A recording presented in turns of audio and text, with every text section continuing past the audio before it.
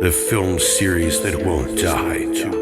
Nearly 30 movies, one house, actually several houses, and cursed artifacts. The Amityville Horror Podcast. And welcome back to the Amityville Podcast. I'm Patrick. I am Tom. And we're about to go into a whole nother realm of Amityville movies now. The amateur Amityville horror films. Where basically, for whatever reasons, whether it be that they're just basing it off of the original murder case, The Ronnie DeFeo case, or if they're just maybe they're saying that these are just based on horror movies as a franchise, or even just there's a town named Amityville, and there's a house that's haunted. You don't own that. Yeah, and we're not necessarily involving the Lutzes, so they can't. If none of their story is in here, they have no claim. Yeah, or the that Warrens didn't even work with the Platinum Dunes people.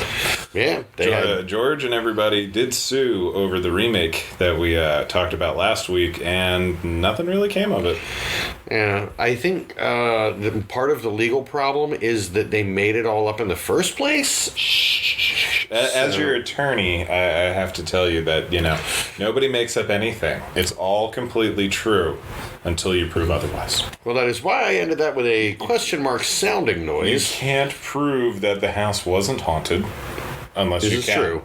So even if it's a work of fiction that was dictated to, say, police officers rather than a ghostwriter initially, then they would still own the copyright of that story. Yes. And Ghostwriter was not a pun. Or a reference to the really fun PBS show back in the day. Yeah. That was a good one. That was a weird little show. Yeah. Weird, creepy, like that Canadian video film stock. Yeah. Or video tape stock. Yeah. It's like a game show, but it's presented as a narrative. Yeah. It's just very unnerving. A lot of like really bright lights. But that's not this. This is a found footage horror movie, as near as we can tell, because we have done the usual bare minimum of research going into this thing. There's only there are literally two pieces of trivia on the IMDb page. One, there are no opening or closing credits. Two, it is set in June of 2008. That is a huge piece of information. Yep. Well, you have to understand, the movie was filmed and or released in 2011, so they had to work painstakingly to recreate what 2008 would look like. Oh, gotcha. Had to swap out some of the pop culture posters on the wall. Yeah, they had to redo a lot of the cars, make sure the license plates and everything, and all the headlines. Just always make sure you get cars from 5 years before you're filming, and then you can set it anywhere in that window, because it's like when they were doing Back to the Future, they didn't want all of the cars to be from 1955. No, that'd be they wanted, they hold on to cars. Right. Most of the cars are from 52 back to, I think 42. Sure. But they looked specifically for previous decades worth in a small working class town. Because, we don't swap out cars all that often, and back then even less so. My car is 18 years old. I have only had it for 9. Dude, it's the Honda Element. One, it's a Honda. Two, exactly. It's the Honda Element. It's the greatest car ever devised by man. Gotcha. I'm a unless Civic you man, actually like cars. Well, but Civic's a great car. Yeah. Hondas are great cars. For general practicality and functionality. Hey, let's get money from Honda. It's a little tank, man. Yeah. It's awesome. But anyway. It's the only car, I believe, that has never been possessed by the Amityville house in the run of the series. Man, that house... It's like every other movie, if not every single movie, has had a car gag, and they're always fun. It's like watching them all, you wish that the people making the movies actually liked and or watched the previous films, because it's like, that they're absent-mindedly creating a coherent motifs that run the gags. Like every time they're like, wouldn't it be cool if this time the house took over a car, not knowing that that has happened every single time. Every single The remake did not. Yeah. Yeah. That was the fresh ground. And that was different because the original did have a car gang. Maybe that was the sticking point that got them through the lawsuit. Yeah. Yeah. All right, but yes, this one is found footage, and we were going to talk for a few moments about our personal favorite found footage movies, and I will absolutely stand by the first Blair Witch. I knew you were going to go. I know you disagree, but I wanted to make sure to give it a mention. Sure. And I want to actually clarify that Blair Witch 2, I would consider a mockumentary, which is not found footage. It is recreations and documentary style about an event. The second one is not a mockumentary. I would call it a mockumentary. But the camera, it becomes a free-floating camera. There's no... They have some found footage in it, but it's a narrative film. It's a narrative film with dramatic recreation. It's a mockumentary... It's a faux documentary with recreated footage of an actual event, air quote. I mean... I would not call it found footage. The second one? Yeah. Well, no. It shows portions of recorded footage, but it's not a mockumentary, though. Yeah. I mean, it kind of cheats on the intros by pretending it's a mockumentary, but that is dropped almost immediately. As opposed to the Leslie Vernon movie is like 3/4 a mockumentary, and then it just cuts bait and turns into a horror movie at the end. True, which it was a shame. If they could have, as great as it is, if they could have held on to that to the very end, that would have been impressive. But I find no fault in Behind the Rise of Leslie. Oh yeah, that's part of. I used that as one of the. I had on my Terrible Triple Features YouTube channel. There's the Maryland mockumentary horror triple feature, which is the Blair Witch Project, of course, because it presents as a documentary, but it's not a real one. Shh, sorry, spoilers. They're Behind the Mask, The Rise of Leslie Vernon, and Barry Levinson's The Bay. Yeah. All set in Maryland, all pseudo-documentaries. Yeah, pseudo-documentaries and or found footage. Another one that I'm quite fond of, but I also worked on it and have helped out a little bit with the sequel that's in production now, the WNUF Halloween special. Oh, wow. Yeah. Yep, that one's available on Shudder now, but that one... I don't think I've ever actually sat and watched it, all the way through. I encourage you and all of our listeners to sit down and give it a watch, especially closer to Halloween. Sure. Found footage. I mean, I guess the Cloverfield I really like. Cloverfield, they pull it off, which is impressive because it really that. Doing a small paranormal activity thing you can kind of go with, but the fact you'll run into the issue that I run into with all of them is why is the guy still holding the camera, and they manage to keep addressing it and selling it every time, and it doesn't hurt that TJ Miller is kind of an insane person normally, so this it's is true. He would do this probably. That's it. I've never seen any of the Paranormal Activities.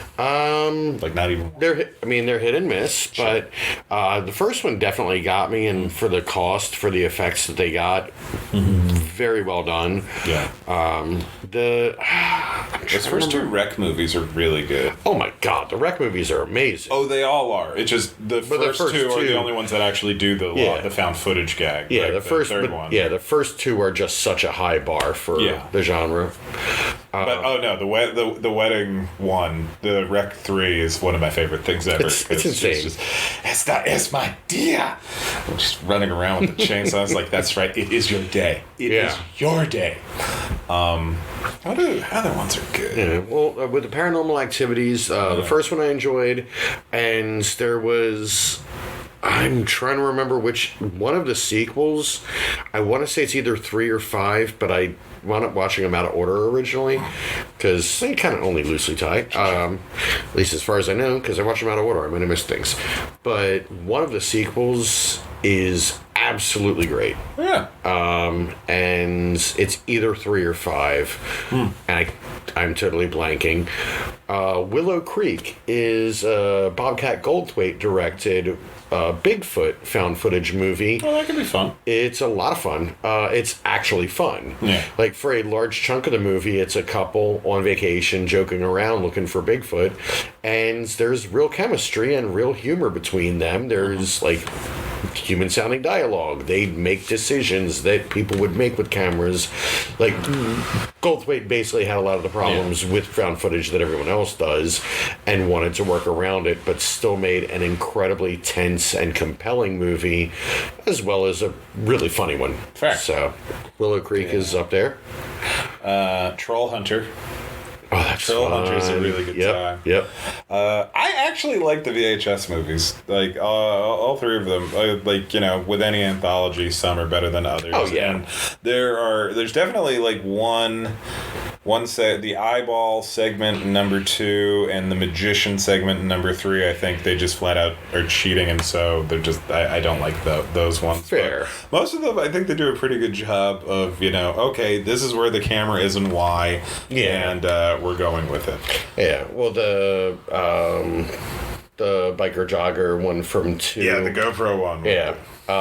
Was directed by Ed Sanchez, who famously did Blair Witch, and shot that one in Maryland, and so good. used a lot of our Maryland indie folk on it. And Speaking of zombie found footage, I like Diary of the Dead. I think that one's a really interesting movie. The George Romero found footage zombie movie. Yeah. It's like George Romero comes back and he wants to try it. Like, don't You let him. Yeah. I remember halfway through that movie getting upset. I'm like, George, you were so close, because they're pulling up to a facility, and then you see external shots of their van pulling up, and then 5 minutes into the place, you see the AV guy say, "Hey, you guys got security cameras? Can I get the tapes? I'm doing this thing." Yeah. I want to cut that footage in. Like, I mean, oh, you son of a bitch. Yeah. Yep, there it is. It was like, Oh, gotcha. you're messing with us. You know that you've paid this off, but you're not setting it up until after we're mad. Eyes dotted, T's crossed. Can't get one past the man from Pittsburgh. Nope. Another really good one. I haven't seen any of these like computer-based ones, like the Unfriended things, or that John Cho one where he's looking for his kid. Those look interesting. I haven't gotten around to it. Well, there was one done on during quarantine in the UK called Host. It's the exact length of a Zoom meeting. That's the premise. So it's you know, it's about an hour long. Ugh. About an hour long. That's a terrible Zoom meeting. You haven't seen this one. Fair. For it basically all of the cast was sent all of their props and everything that they needed, and anything for any like instructions, and like, you know, they did work throughs on how to pull off all the different gags for it. Yeah. But they just recorded individually in their own apartments over Zoom, and it is great. It is legitimately tense. It is like, yeah, it's an hour of basically just riding the edge of your seat, and for them to have done it on no budget in the middle of literally a lockdown, It's pretty good. Fantastic. And that one is on Shudder, I believe. Fair. Yeah. Ooh, also on the One Cut of the Dead. I say we top off there. Yeah. The first third of the movie is found footage. Yeah. Don't worry about it. Don't say anything else about it. Just watch it. One Cut of the Dead. It's really good. You'll understand it when you watch it. When you watch it. But to make an important point, when you watch it and you see ending credits, keep watching. This puts Marvel movies to shame as far as a post-credit sequence. Oh, for God's sake. People apparently left before the credits on that movie and but you're watching it on a streaming service now. People still not paying attention will not understand. Fair enough. Watch past the credits. Trust me. That's all I'm saying. Yeah. When you notice that the runtime is when you notice by the runtime that you're only halfway through the movie, guess what? You're only halfway through the movie. Yeah. And now we're going to see how long it takes us to feel like we're halfway through this movie. I'm guessing probably only 5. Yeah, I'm already halfway through this movie. I'm ready to be done. All right. Anyway, talk to you guys. And we'll be watching this on Tubi. Because, man, Tubi got a deal on these Amityville movies. And so we'll see how that goes.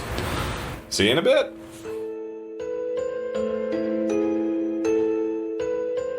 So it took like 2 hours to watch an 87-minute movie because Patrick kept having to stop and rewind because he kept writing down what was happening in this garbage goddamn movie.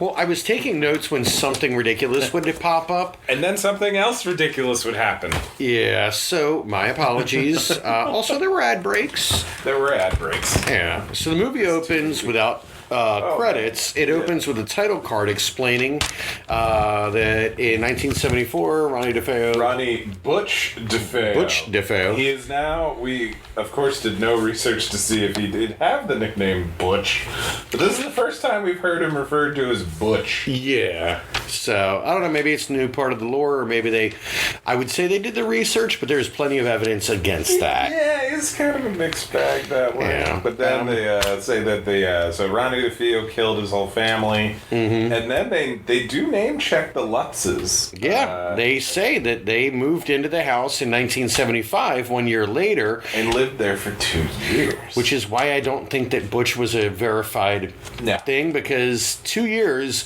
is about a year and 11 months above the longest estimate of their time in the house. That's one of the consistent things. They always say 28 days that the Lutzes were in there. Exactly. And then they left and never came back for their possessions. Yeah, but they do mention, the 4 teenagers do mention that. I did appreciate that. Yes, they did mention they left everything behind, no dust. So I guess they didn't have any dust, and there was a good purifier in the house. But before we get to that, there is like another title card, because they stayed there for 2 years, which puts them into 77, and then it says 32 years later. Yeah, we're in 2008. Well, the 32 years later might be the teenagers first. That would have still put them in 2009. Yeah, that don't make no sense. Yeah. So these teenagers show up at the house. They break in because one of them knows the 5 ultimate cheat codes for any given door lock. That's the hide a key thing, the combination hide a key lock that your realtors or superintendents leave on the end of the door. They break in because they have heard the rumors about the Amityville house, which, my friends, there have been fake Amityville houses in these movies before, but this is just your house. This is your neighbor's house. This is just a house on the street, on the block that you live. This is a house that belonged to somebody in the family of the director. Had to be. Yep. We don't know for sure in the notes. But based on the care they take to not get anything really messed up. Nothing gets done in this house. This was definitely, just don't mess anything up. Leave it how you found it. Keep it clean. You're allowed to put one hole in one wall towards the ceiling. We even spotted a scene with some blood that... Fake blood. Yeah, some fake blood that later on... obviously fake blood. I'm sorry. It's just duh. No, 5 people died making this film. Yeah. We speak of it in revered tones. That's when they wrote them out, I guess. No, there's one bit with fake blood, but then later the dialogue refers to a mysterious puddle of blood in the backyard that they never show. There is a lot of cutting around in this movie. It's found footage. Unfortunately, the footage they couldn't find was anywhere they needed to spend money. So the screen goes fuzzy. It cuts out. You can hear dialogue, a lot of ADR. But there is constant use of just skitzing out the screen so that we just get implied violence. It just comes off cheap. Yeah, it's the gag from Grindhouse and Planet Terror when it's real missing and then everything's on fire. Except instead of played for like one joke, it's literally the entire movie. Yeah, and the kid never the found footage is mainly coming from the prepubescent son, who's always going around with a camera, despite everybody in every scene telling him to stop. Nobody likes him with the camera. Nobody likes him in the room. No. About halfway through the movie, he sneaks up on a conversation the family's having, where somebody says Tyler was annoying. The teenage sister says Tyler was annoying me, and I think it's the mother says he's annoying everyone. He's annoying everyone. But like, it would be one thing if you hear him address the screen blanking out, like even once. It's just like, oh, that's weird, or it's like, God, this is annoying. But nope, it's just a thing that is there to hide the lack of a budget. Yeah, he never comments on it. He never has checked the tapes to see that it's happening, I guess. Or, like, there's literally no mention of how terrible the footage is. Although, he is a terrible filmmaker. He is. His camera angles are bad. He is, most of the time, drifting the camera so that you're not really seeing the people in shot. Nope. He's just kind of looking at the floor, looking at the wall. Everything's out of focus, except for when the ghost makes it out of focus for reasons. And this is a kid who, in the first scene when they're moving into the house, is described as the next Spielberg. Sure. Spielberg, who meticulously makes sure storyboards are available. He doesn't just shoot everything and then figure it out in editing. That's more of a Penny Marshall style of directing. That is true. And other people, have done the same. But Spielberg is shot for shot. He is a planner. This kid, not the next Spielberg. Oh my God, did you really take that literally? That's a phrase that bugs me because really, every time somebody says that, they are right there. wrong. I mean, he's 11. Yeah. If you wanted to say he was the next Duplass brothers, watching a bunch of people like just improvise their dialogue He's the next around Ty a loose. West. Yeah. Yeah. This was Mumblegore. Oh my God. But we haven't even finished. So these 4 teenagers go into the house. We haven't even gotten to the family yet. The 4 teenagers go into the house, have the prerequisite beers, have the prerequisite premarital sex, and then are violently killed off screen.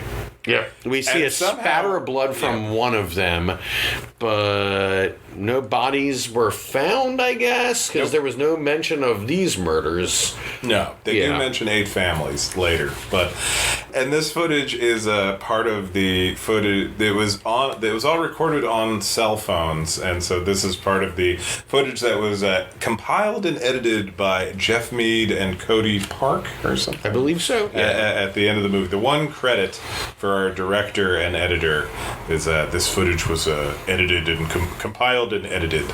So that was a sticking point for me for like a minute. It was like, where are we? Okay, and now because they are killed violently, and then it immediately jumps to the family going through the walkthrough on the Amityville house with Tyler's footage from a camcorder. Yeah, and he's wandering around as the young realtor. Yeah, definitely does not want to be there.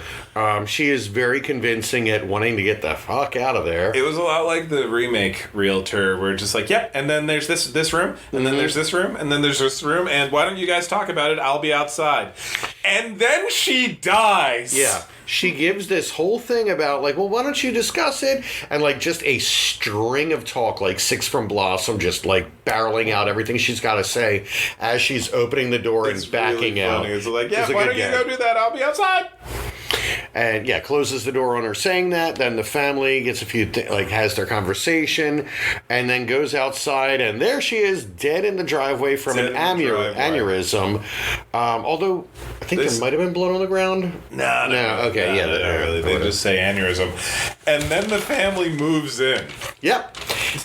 Their realtor dying on their front sidewalk was not a bad enough omen for them. Well, you have to understand that, as the father so eloquently puts it, this is what our means can afford right now. Mm-hmm. A phrase that is common in vernaculars. And does not sound weird or backwards at all. Yeah.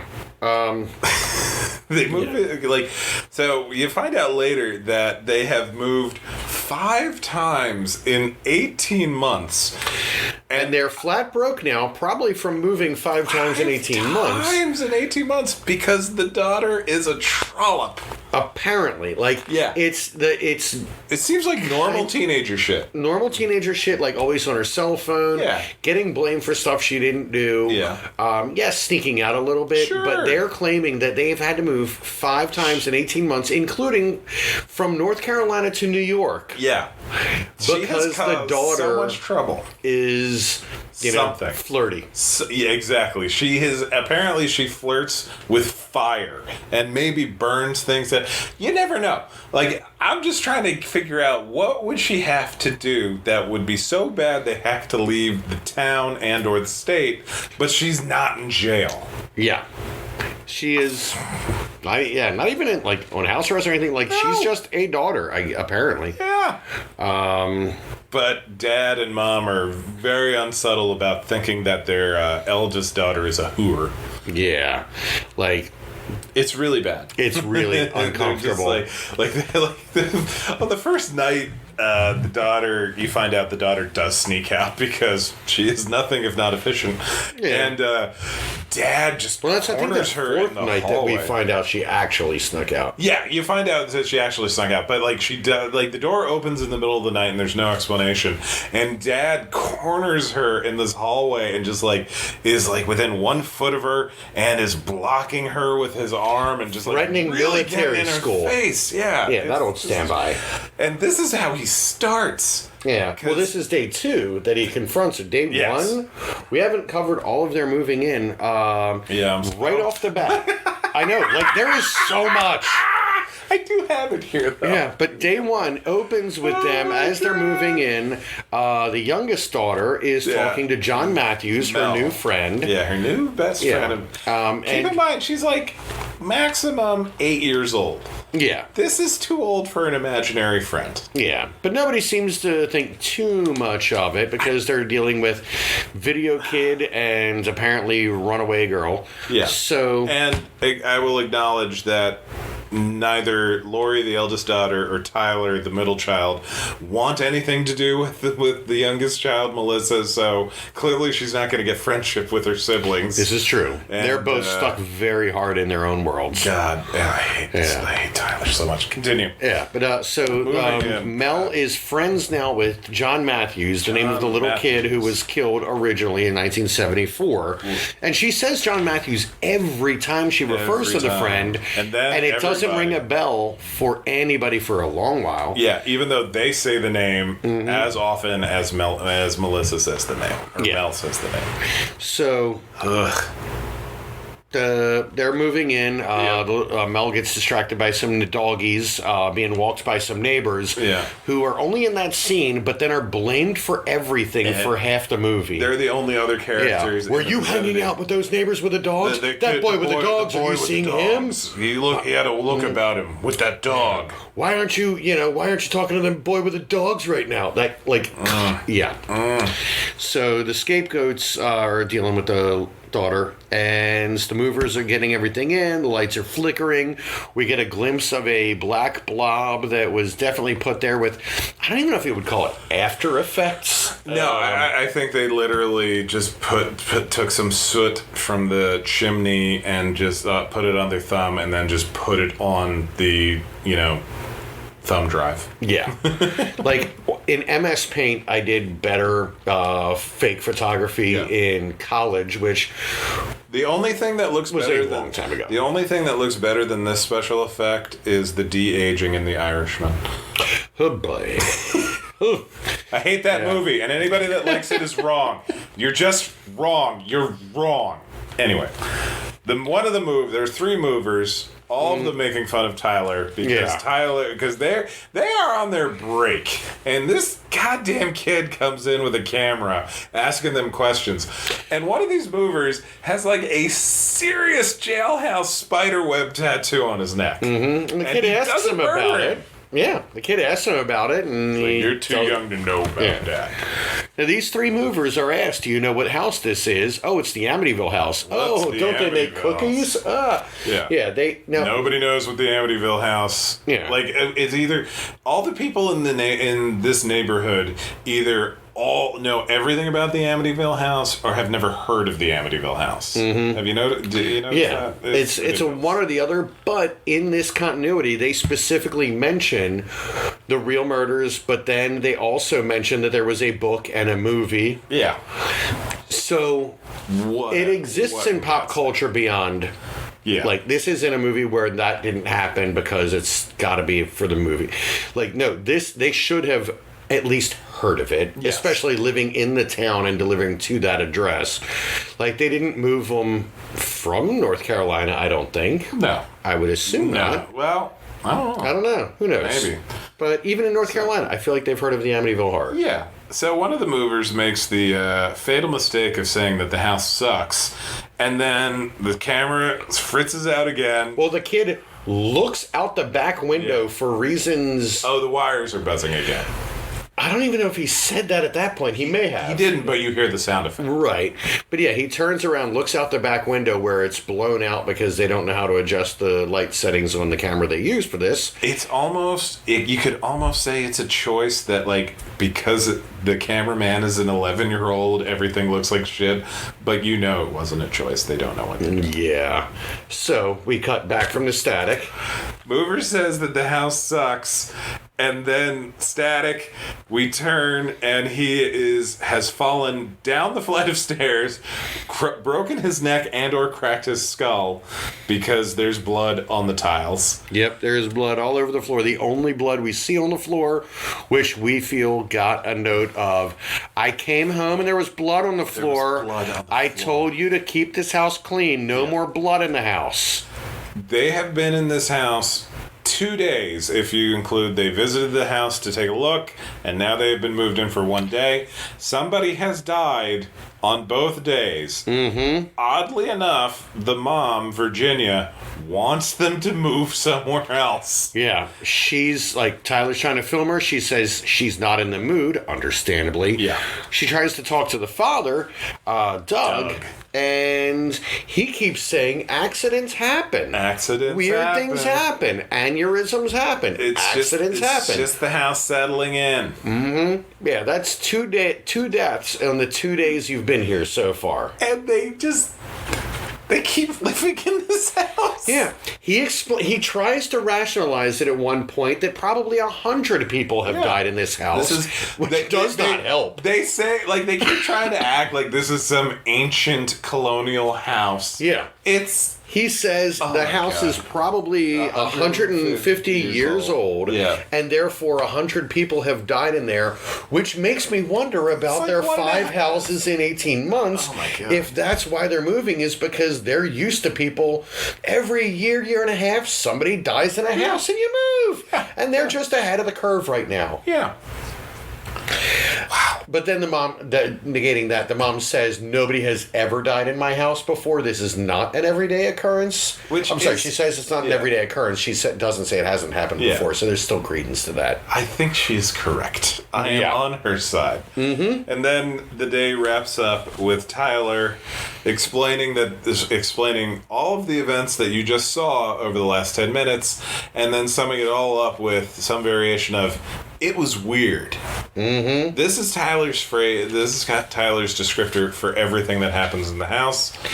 It was weird. It was weird. It was weird. And also, he does regularly through the movie recap you on the scenes you just saw, including some scenes we didn't see. So I'm wondering if they were scenes they didn't get to shoot. Yeah. And if they just shot all of the Tyler stuff at once at the beginning to cover anything they might not get around to filming, and then didn't have a way to cut that out. Could be.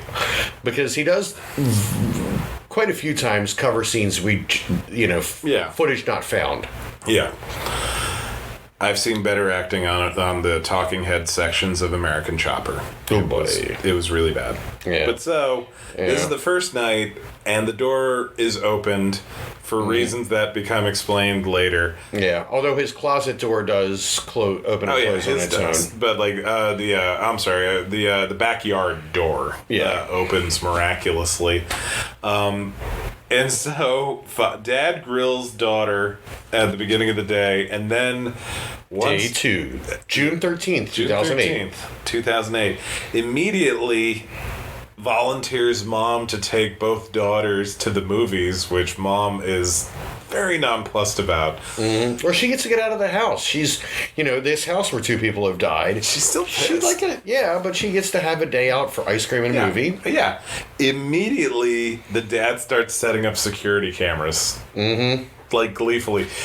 The guy playing the dad, the guy playing Doug, is objectively terrible, but also objectively hilarious. Yeah. He darts around like he is on cocaine through the entire film. Yeah. And he's supposed to be an ex-military guy. Like, you'll get his nickname later is Gunny, because, he's been in the shit. Mm-hmm. It's adorable and hilarious. Yeah, he's operating it somewhere between 8 and 11 the entire movie. Yeah. Like, occasionally he'll tap it down to 8. But yes. He is definitely on high energy the whole time. Oh, also, when the door opened in the middle of the night at 3:15 a.m., which I did appreciate. Yes, that's a number that's come up a couple times through this. I think in, like, The Exorcism of Emily Rose, they say that's like the devil's midnight or something like that. Something like that, yeah. Really goofy. But yeah, so he's setting up this security system, and he sends the son to the kitchen to get a screwdriver because... Oh, no, I got ahead of it. It's this night. Oh, gotcha. Yeah, it's day 2 night. Okay, never mind. But yeah, so they're nothing in this movie matters. Yeah. The dad opens the toolkit that he's got, and it's a whole bunch of sockets and wrenches. Tyler, this is a socket set.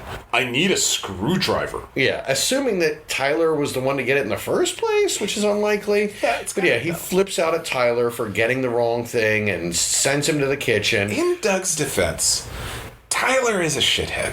Oh, yeah, I agree. I hate to, take anybody's side in this movie, but... That's why the level of shock he has every time is kind of... you should be more shocked when Tyler does something right, which... Yeah. For those of you at home, he never does. No. Even once. Not once. Not once. So he's in the kitchen, he, is rooting around, he drops something, and the dad, off camera, freaks the fuck out. What the hell was that? It was gravity, Dad. Come on. It's a natural force that exists in all kitchens. It's Newtonian, man. Yeah. Relax. But this was, the thing drops after we see a ghostly figure in the backyard. And it turns out that the thing that was dropped was one of the teenagers' cell phone. Mm-hmm. Remember the teenagers in the beginning of the movie? Which was, technically, chronologically, only 20 minutes prior, but, subjectively felt like 3 hours. Yeah, and we don't know how many days, weeks, or months, because we're already in a 2008 that's in 2009. So, yeah. Not that they're getting Blair Witch timey-wimey on us, but maybe. Yeah. So, yeah, the phone has the footage of the teens, but it's low on charge, so he's got to get it on the charger, so he doesn't get to see everything yet. Then, with the security camera in place, we get to mimic the Paranormal Activity movies, the first of which came out the year before this. No, 4 years prior. Oh, okay, right. Paranormal 1 year before it took place. Paranormal Activity 1 came out. Was 2007. This movie came out 2011. Gotcha. Oh, and I did double check. 3 is the one that I remembered being way better than you would expect. Fair enough. Honestly, all of them have their fun, but that's a different thing. So yeah. So yeah. Tyler gives us a couple more recaps. He's wandering the house, and occasionally Tyler will just wander and take in footage of a chandelier or a vent. Like you're expecting these are Chekhov's furniture. Yeah, don't worry. Most of it does not come back up. Let's use your anxiety about anything. Nothing that is set up. This is no Edgar Wright situation where everything gets paid off. They are shooting things in case they wanted to use them, but there's nothing you have to remember. Things to shoot things. Yeah. As near as I can tell. Is this where the crazy eyes start in real force? Has he done? No, he had done the reading bit. He remember when he was reading the book? Oh no, that's night 3. Oh, that is night 3. Night 2. Night 2 ends with the dad watching the tape from the living room and seeing the door open itself and still not believing that and absolutely insisting the daughter is sneaking out. She is a whore who has caused them to move 5 times in 3 months. They're not welcome in North Carolina anymore because of whatever she has done. This is like, remember Frisky Dingo? Yeah. This is like, oh my God, this is like Arizona all over again. Call the pet stores. Well, we can't go back to Phoenix, can we? Just, again, the running gag of this series is so many things we'd rather be watching. Absolutely. But we do this for you. We're getting this, we're getting this done. That's our last ball. We're doing God's work. So, yeah. Yeah, he doesn't believe it after watching the footage himself. And then we go to day 3. In which we're checking for security breaches. He goes, Tyler is following the dad around because, well, 1, Tyler is a boring child with nothing to do. And 2, the dad is kind of fun to watch.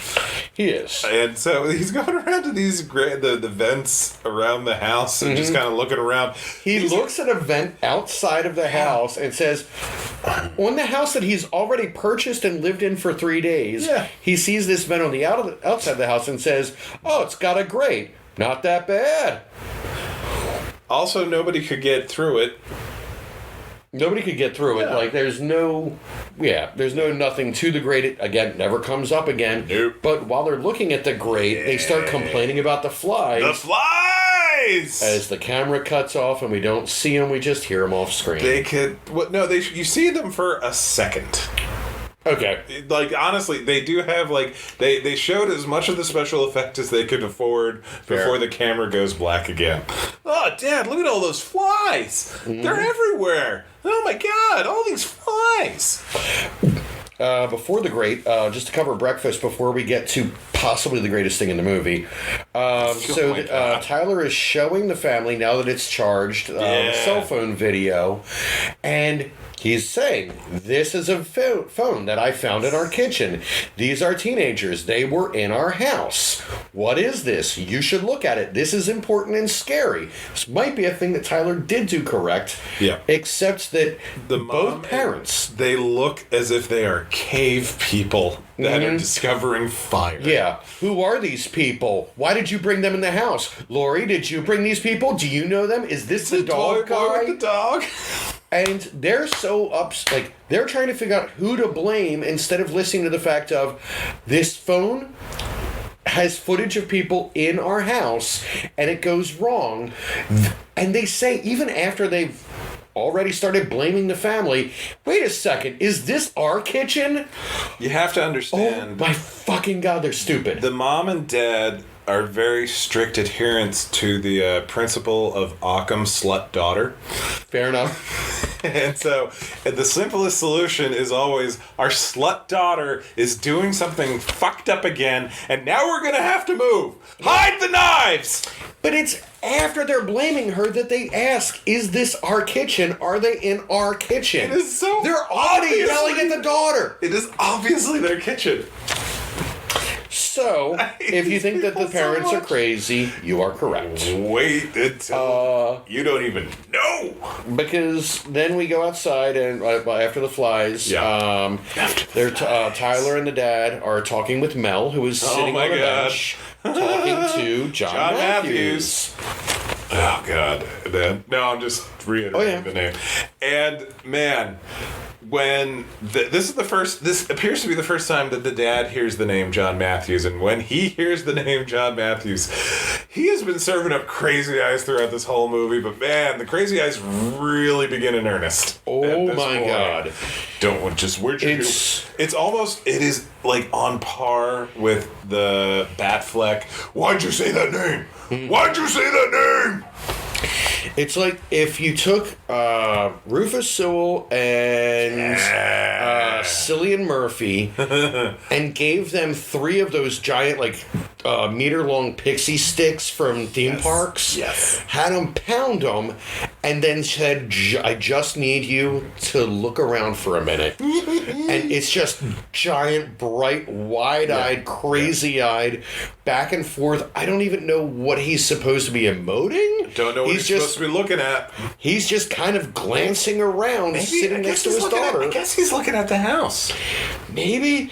It's unclear because it's just crazy eyes. Yeah, no, he is totally Richard E. Granting, just like a pro. Like, these are the kind of... If we thought... Listeners, if we thought for even a second he was doing this on purpose, we would be giving him an Oscar right now. Absolutely. But he wasn't. Yeah. So we're not gonna. This was... We need you to look concerned because it is very clear this movie was shot on an outline, not a script. Oh, yeah. There's a lot of yes-umming, as you put it. Yes, Yeah. Like... instead of yes, and. So, yeah. So, yeah, super crazy eyes, which... I kind of want to like do a super cut of just some moments from this if I can take it. Tyler's annoying everyone. Tyler's annoying everyone. And man, so this is only important for setup for the next scene where the mom and the dad once again are asking Lori, did she sneak out? And this goes on for like 5 minutes. Did you sneak out? No, I didn't. Did you sneak out? Why are you being so defensive? You're always so defensive. Why are you attacking You are literally accusing me of a thing, so yes, I'm defensive. Back and forth, back and forth. And so then we go to night, and... she even says Tyler was spying on me, and Tyler complains that, look, every brother or sister gets spied on by their brothers and sisters. Yeah. No, they do not. Yeah, it's weird. It is, It's weird. So then we go to night, and the door is a teenage boy opens the door because the alarm system has been turned off because the daughter has been sneaking out with the dog boy the entire time. Yeah. And this was apparently a mistake on their part because dad shows up with a gun and shoves it right in the kid's face. Yeah. Now dad had been downstairs. It was like genuinely, I jumped at that because this is scary for all the wrong reasons. Yeah, Dad, now he claims he was working out at the time he heard the noise. He works out at 4 a.m. Uh-huh. He is an ex-military, so I can see that. I can almost see that. But he was up well into the night reading, I put reading in air quotes as hard as I can because he was looking at this book like he was trying to figure out what words were. Again. Less yet how they go together. Mom and Dad are cave people. Yeah. They are not familiar with these modern times. Yeah. Like frozen caveman family. Yeah. It looks like he was inspecting the book like it was full of a fascinating stamp collection. So yeah, he pulls the gun on the boyfriend. He does have a philological look about him, doesn't he? I think this is why the dad was named Gunny. Because it might be his go-to move. Ooh, yeah. Oh, okay. And him and his squad clearly do not have clever nicknames, as we'll get to. Oh my god. So he pulls the gun, the boyfriend leaves, and on his way out the front door, Tyler goes out to film him, and... The dog boy flips both birds at Tyler in a move that makes him, in my eyes, the hero of the film. Yep, but a short-lived hero. And then he's literally yanked off camera screaming. Nobody reacts to this. Nobody seems to know. Like, Tyler comes in, tries to explain everything, but Tyler slowly backs in as he's like, Dad.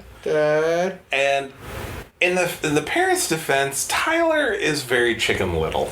He has been saying the sky is falling the entire time. But he was right. But he is right, but it cannot be understated. I have it in capital goddamn letters. Tyler is annoying. This is true. I'd rather die than listen to Tyler. The whole family agrees with us. The moral of the story, few places we all are in agreement. The moral of the story really is we'd rather die than give Tyler any attention. Look, he's already found his filmmaker thing. If we ignore him, he can use that down the road. So it's fine. So... You're going into the arts? Cool, we don't have to be a good family. Oh my God. It's just more fuel for your radiance.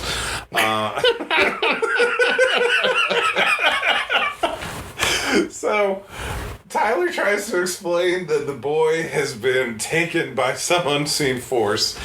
Dad uncharacteristically runs outside wild-eyed and notices nobody there. Yeah, calls the police. And man, I gotta tell you, being a white guy in the suburbs is sweet. Because, man, the police show up at like 4 a.m, this one white cop, and he is just the nicest human being to this poor white suburban man whose daughter... Oh my God. Okay, so the cop and the dad take turns throwing their teenager under the bus. Like the minute the cop knows that it's Greg, the dog boy, oh, he's bad news. He's always having his way with super gossipy girls. cop. Dude, super gossipy cop. And then after the cop reveals that, Dad goes, well, we've had to move 5 times in 18 months because of our bitch slut daughter. I'm toning it down. Yeah, like they just are berating these kids and just how awful and terrible it is to deal with them. And it's like, okay, the cop hates the local teenage hood, which, dude, if this is the worst that you have to deal with, enjoy the amazing job that you have. But the dad immediately starts throwing his daughter under the bus. Yeah. What is... Oh, my God. This is one of those scenes where it was very, very obvious they were improvising off of not much of an outline. Yeah. Yes, like, you're blaming your daughter. You know the kid's trouble. Go! Ugh. Oh, boy. So, but the cop does, again, because it's a nice white guy in a suburban neighborhood, he offers to swing back in the morning when it's daylight so he can get a better look. He'll call ahead before he comes by. That way you can hide anything that you need to hide, sir. Yeah. Yeah. It's... This is how it goes. So he shows up on day 4, June 15th, 2008. There is a puddle of blood in the backyard. Or at the very least, we're told there is a puddle of blood in the backyard because Patrick, as a student of film, you know it is better to tell than to show. Absolutely. We don't see the puddle of blood. We don't see the 100 cops that have circled the house. 100 cops out there, Dad. And they all have suitcases. Weird. I don't know what that's supposed to even mean, but Tyler very specifically says how many of the cops had suitcases. So, but yeah, they found a puddle of blood. And this is when the apparitions start appearing more in earnest or more frequently now. Well, which is kind of fun. Yeah. Now there's so the cop does, like when the cops do show up, there is a detective who was put on the case. Oh my God, this guy. Who first instinct is to ask bitches in Amityville. I know, right? It's so good. But he's asking right off the bat, have you noticed any unexplainable events? Have you noticed anything weird? He's pushing to find out if there's anything supernatural, but not really saying, oh, it's probably demons or haunted, because that's consistently come up. But he does mention that there have been 8 different families that have moved into this house, have all moved out very quickly. They leave their deposits on a house they bought. Yeah. But yeah, like 8 and this is 8 families have moved in and out since the untouched house from 77, which was already pointed out at the beginning of the movie. Yeah. So I guess everyone leaves the furniture when you go, which is actually backing up a lot of these sequels where it's the items that are cursed. It's the items that are cursed. Yeah. So... and then the cop says, like he tells like the whole backstory of the thing, and actually contradicts. He retcons the Ronnie DeFeo murder, saying that like apparently there was a letter issued later or discovered later saying that it was actually the sister that murdered everybody and not Ronnie Butch DeFeo. Yeah, and there was a third accomplice that they have no idea who it is and never caught. Yeah, and then as the capper of the whole scene says, I don't know why you even moved into this house. Bunch of fucking idiots. Yeah. Oh. After all of that, he also says, like, do you know the history of this house? Like, after at least 2/3 of giving the history. Oh, right. Then he asks. Yeah. So, yeah. This is what we call bad screenwriting. Yes.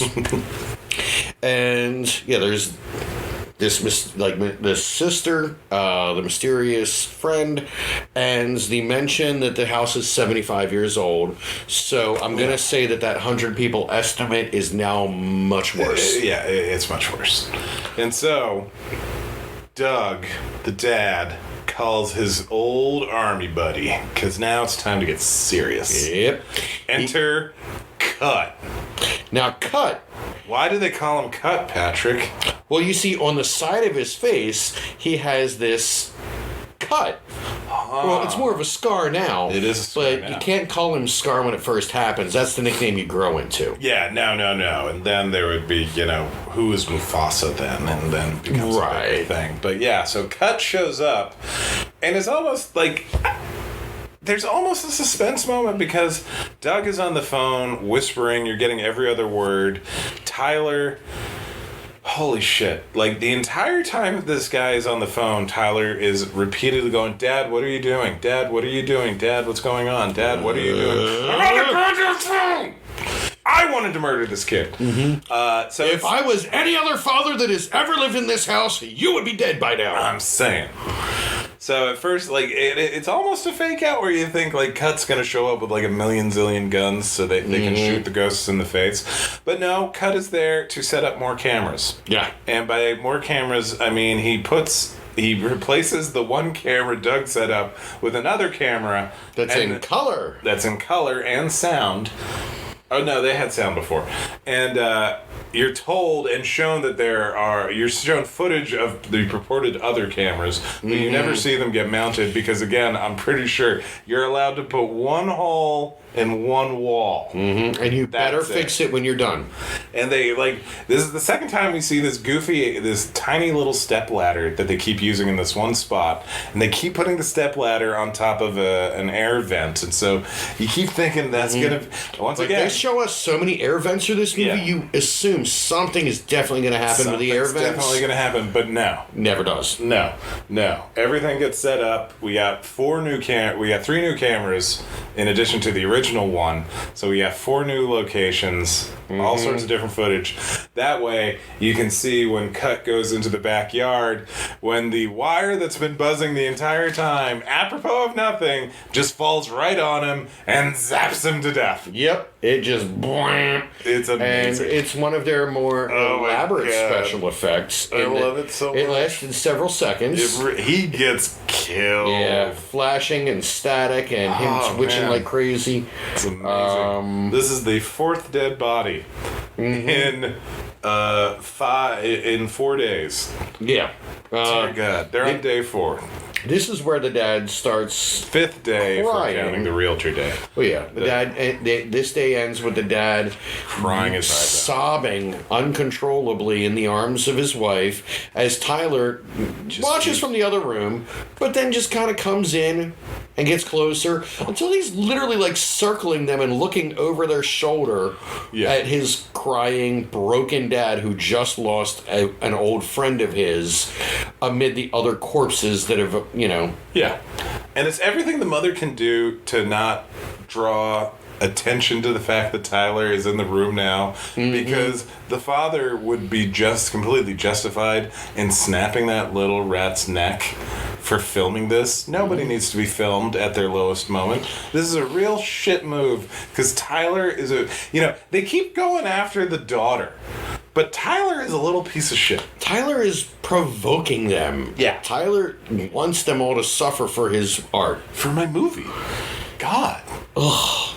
It was weird. Day 5. Day 5. Time to beat up a ghost kid.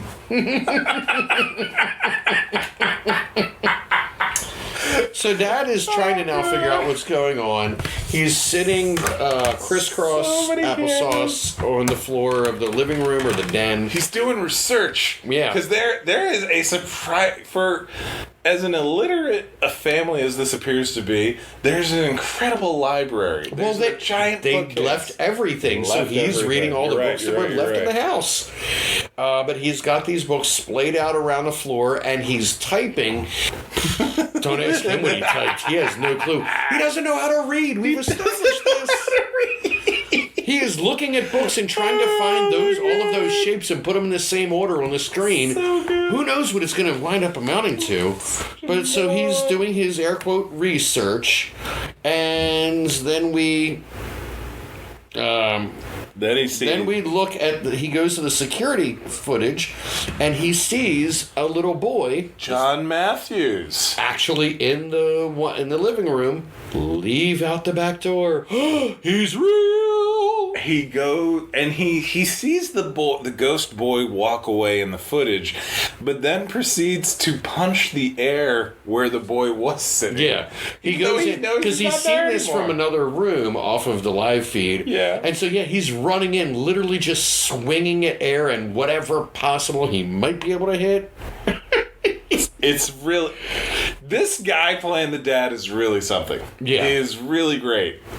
But completely not on purpose. Yeah. Oh, God, it's hysterical. Just watching somebody try and fight a child ghost. Oh, my God. It's something special. Because he doesn't try to kick it. No, he never tries to kick it. He's punching. He's trying to punch this ghost child in the face. Oh, my God. But we've watched the ghost child because we're watching the same security footage. We saw the little kid leave out the back door, and then this man runs in the room and just starts punching it where the kid was. Oh, my God. It's amazing. Day 6. Well... I was there more? Oh, God. Yeah, no, that was it. That really was it. That was a short day. Day 6, Dad goes out and gets an arsenal. Mm-hmm. He comes back with all of this Catholic accoutrement. Crosses, busts of Jesus, cloves of garlic. Yeah, and candles. Candles and incense. It's like he went to Michael's and basically said, what do you have for exorcism? And the poor... underpaid, not even third key employee has to walk him around and say, maybe this will work? Exactly. I don't know, what kind of exorcism? I am not trained for this. He brings home, just the grab bag. Yes. And showing that... he went to an exorcist-themed birthday party. Oh my God, that would be hilarious. It's like medieval times, but church stuff. And then Tyler reveals that they're probably Jewish or at the very least Episcopalian, because upon seeing all these Catholic knickknacks, Tyler goes, "What is this?" Mm-hmm. It's a cross, man. Yeah. It's a bust of Jesus Christ. I know... You know what he looks like. You know what people want him to look like. Yeah. As opposed to what he probably actually looked like. Almost definitely actually looked like. It's totally a white dude in the Middle East, and, 2,000 years ago. Perfectly straight hair. He irons it. His sandal game is on point. You don't even know. So, but the crucifix is not a crucifix. Or just a cross. Yeah, because it is a cross. Because he's not crucified to it. It's just a cross. Yeah. He is wandering around. One of my favorite pieces of word trivia. Yeah, crucifix versus cross. Yeah, and honestly, I wasn't. I was mispicturing it. Yeah. But no, you're right, because it was a really cheap wooden one. We taped two pieces of wood together. Yeah. And he's walking around the room almost like it's a Geiger counter or it's a divining rod and he's trying to find holy water. No, it's not. He lights up some of the herbs, whatever, the nondescript plant that he has. It was probably sage. It's probably sage, and he's just kind of like... But at one point he was literally pushing the cross around too. Was he doing that? Okay. He did both. Okay, but he was... Well, you want to do both, to be sure, to make sure that you expel the evil. Exactly. That's how it all has... And then he starts going nuts. This entire time, Virginia the mom has the only sane plan, which is, let's leave. Let's just go. The only flaw with the plan is, let's go in 2 days. Yeah, let's go in... Find a hotel. You'll stay with your aunt in 2 days. Granted, their house was zooped into a little, Yeah. They were going to the hotel before. Exactly. Yeah, they were moving trying to get out. Yeah. Yeah, and this is already, like, the daughter has been told by John Matthews that he wants the family to move out because he wants her to, in the words of Impossible Mission on the old PC game, stay a while, stay forever. and as Mel is explaining that she wants John Matthews wants Tyler, Mom, and Dad to leave. Lori, the eldest daughter, is completely ignored. Yeah. In this list. The family has completely forgotten about her until the end of the movie. Yeah. Like, she is literally not mentioned by the rest of the family again. No, she's not. Apparently, she's not that much of a problem anymore. Yeah, they are just going to ignore her at this point. She's only worth noting when they can yell at her. Yeah. We will come back to her in a few minutes. Oh, yeah, we will. But before that... As far as the family's concerned. But before that... Doug goes berserk. And it is... We had to rewind and watch this like 3 times. Yeah. It is amazing. It's a lot of, again, the quick edit where you can tell that they shot it all in one take and are just dropping a few frames cut to black. So good. Like, but effectively this time. But finally, like, it's working. God. Doug has gone full crazy, full army. He is... Okay, so they're in the study. The whole family is on, like, this big recliner chair and ottoman situation. The mom is sitting in front and she's got her arms out guarding all of them and holding them all in check. Yeah. The family on this chair does not move the entire time. Doug is shouting orders at them, describing his history in Afghanistan. He says that I was surrounded by 32 of them, and I killed them I fucked them like frogs. Also, side note, he reveals that the family's surname is Benson, which means that his name is Doug Benson. Which means that he should love movies and know what to do in situations like this. Exactly. And also smoke a lot of pot. And possibly be a little more calm about everything. I'm just saying. It was just one of those, in the middle of everything, as crazy as it was, like, wait, is his name Doug Benson? What? No. He goes batshit. He pulls a gun on he pulls the gun, which is, again, his nickname is Gunny. It's his go move. He is a gunny guy. He, at one point, he pulls the gun and then drops to the ground prone on his body and then starts, like, trying to skitter. He's screaming about the little bastards are out there. Get down, everybody. Crawl now. He eventually crawls out of the scene. There is a pregnant pause. Yeah. And then Lori, who has been largely ignored for the last 20 minutes, sums it all up. What the fuck? What the fuck? Exact quote. And then they all go to bed. Yeah. Again, Lori was not really addressed. I don't know if anyone even responded to her. No. But if you're worried that she is a ghost, not yet. No, not yet, because, well, it's like Tyler... you see Tyler giving his last little talking head saying, like, yeah, I mean, we've already seen the ghosts. I'm more scared of Dad now. We're supposed to go to our aunt's in 2 days. I hope we survive. Or I hope I make it. And then he turns the camera off. It is later revealed that he gave that confessional in a sleeping bag on the floor next to his parents' bed, next to his crazy-ass father. Yeah, and they may or may not have been awake. Yeah. So then, not count on it. So then, the title card tells us that the next bit of footage occurs between 3 and 4 a.m. Yeah, and Jack Bauer is not around to save us. No, there's no time! So it opens with a shot down the steps, and there's a pounding at the door or somewhere. There's pounding. And after enough pounding, we get another smudgy bloop on the camera before it cuts. Then we cut to Lori to round out her story, I would call it. Sure. Her character arc. We find out why she got the role is she can do the most vague approximation of the Exorcist spider walk. Yeah, she contorts fairly well. Yeah, she on her bed starts screaming, flailing, does the spider walk. We get an edit, and then we see blood and such around the room. Oh my god, yeah. It cuts to black while things are still happening. You're hearing all these bones crunching, and it was adorable. The subtitles just keep saying "rapid tapping." I don't know what was tapping. I couldn't hear any tapping.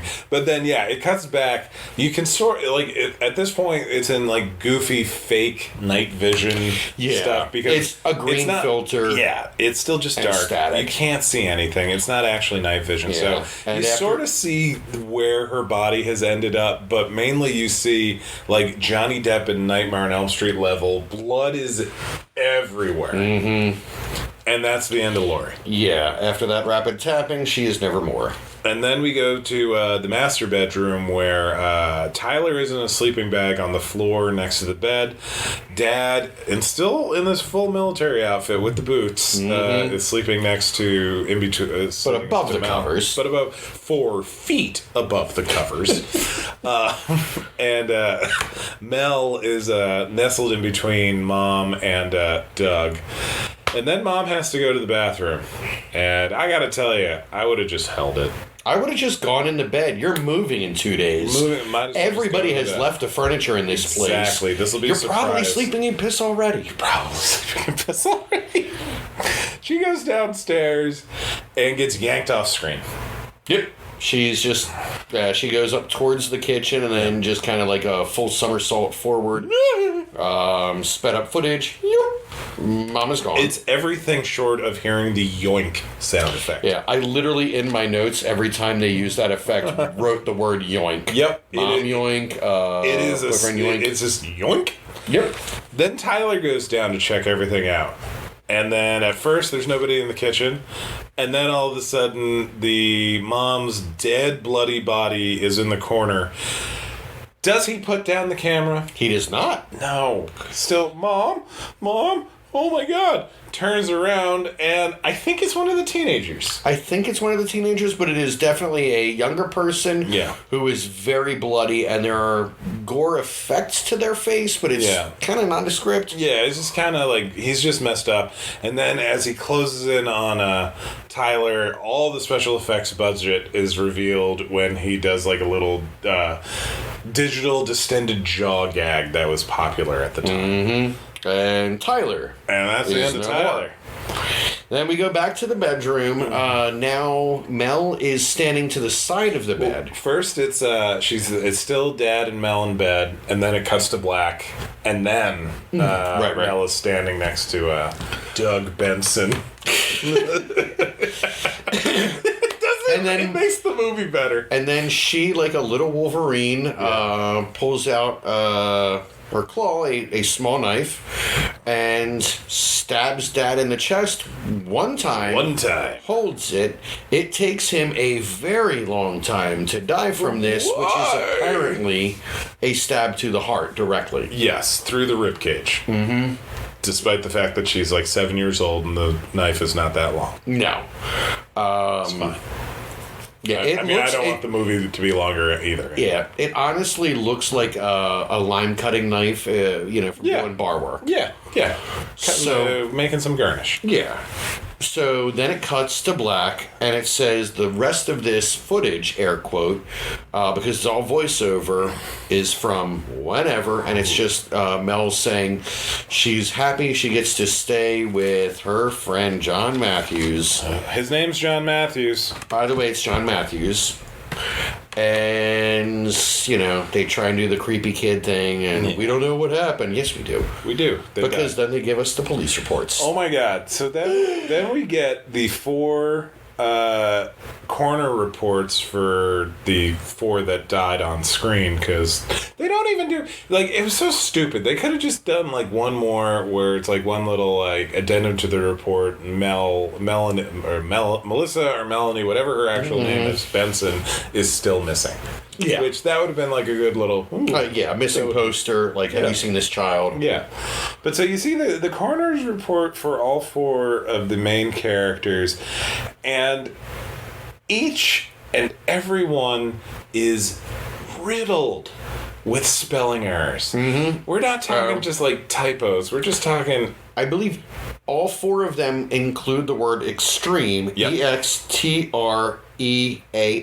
Yep. All 4 have misspelled residence as resident and S, despite the fact that NTS, when it says place of death, own residence. Yeah. And it's TS. And yes, they have the address above with residence on the actual form spelled correctly. Yes. They spell spinal cord CHORD. Which is now a guitar I'd like to manufacture. Oh my God. Yeah, you want to get them spinal cords. Mm-hmm. Separation. Separation. And this is all before we get into the descriptions of what happened to this family are hilarious. Yeah. Now, the father was, again, stabbed. His heart was pierced. Pierced through the heart. Tyler, cause of death, total body blood loss. But blood was not found. Yeah, blood not found. That is a dry corpse. Yep. That is a dry It is being corpse. exsanguinated fully. But where did the blood go? You were once a careful student, Jack. Mm-hmm. Where did the blood go? Now, I have tracked the other day. I have tracked the chupacabra from its original origins in Puerto Rico, up into the proper 48, and along the coastline. I do not believe there has been a chupacabra sighted in Toms River, New Jersey. No, and also, well, no, but I could grant you, I would mistake Tyler for a goat. This is true. This is true. So, Virginia, the mother, is burned to the point that all of her blood has solidified inside of her body. Yes. Which, I guess that is what happens when you're burned alive, but, like, if all the moisture is gone, yeah. But the description of it, like, you assume, like, it's more like burned away. They make it sound like it's, you ever see what happens when what snake venom actually does to blood? Yeah. Yeah, the way it's written, it sounds like that. Yeah. Which is nuts. Yeah. And then there's poor Lori. Oh, dear God. This is where the separation comes into play. Yeah, this is amazing. Her heart, lungs, and bones were not found. Now, this is in addition to declaring that her heart and lungs had been separated from her body, and her spinal cord had been separated. Yeah, despite which, I mean, obviously, if you can't find it, it has been. Like, think of like a snake, but in reverse, whereas like the snake would eat all the good stuff and then spit out the bones. It literally ate all the bones and spat out the flesh. Yeah. Wow. Imagine if they had even half of the money to pull any of this off. Oh my God. What a movie this would be. They should remake this movie. They might have. We don't know. There's a lot of them ahead. Oh, God. Which is actually one of the things I was going to mention as we're towards the tail end here. We have completed the movie. Been doing some upkeep. I have been tracking some of these movies are harder to find than others, including a lot of the more recent ones. Mm-hmm. We'll have just a quick limited pressing, and I've found 2 of them on DVD. So we have 2 or 3 holes in the collection that I'm working on. One of them will be filled with the vibrator, yes? That's one of the ones I was able to track down. Oh, good. Yep. So the vibrator is not a hole? Nope. Oh, excellent. Nope. Excellent. But that hole has been filled. Excellent. But I also have discovered that since we began recording these, or actually in a lot of ways before, but since we started researching this series, now one of these is a Conjuring film, and we may or may not do those because they are tangential to the series. Yes. But besides that, 2 more Amityville horror movies have come out.